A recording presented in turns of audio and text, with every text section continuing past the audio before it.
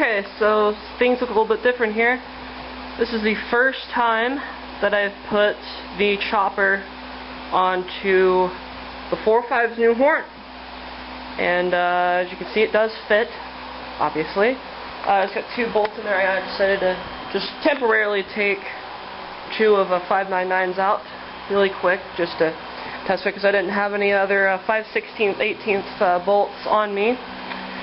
But we're going to give it a quick run up here and see what it sounds like. So here we go.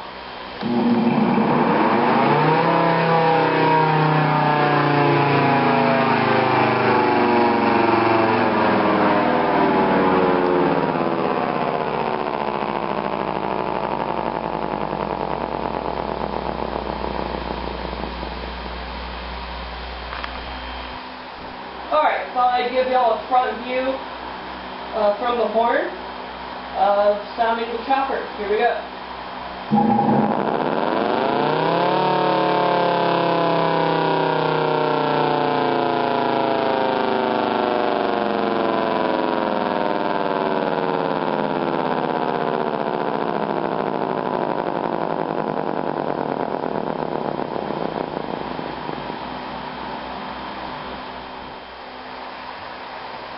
Okay, so we're going to try a little experiment here.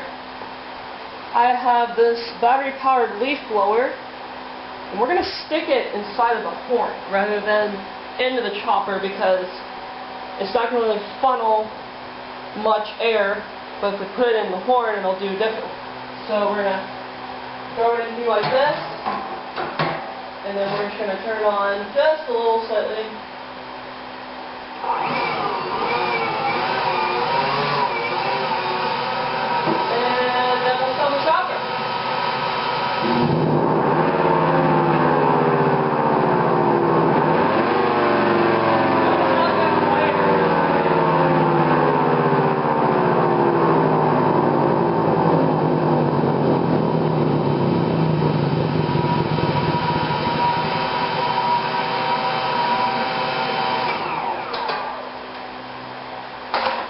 Okay, so if you noticed how when the blower was in the horn, when I wound it up at a higher pitch, it got quieter.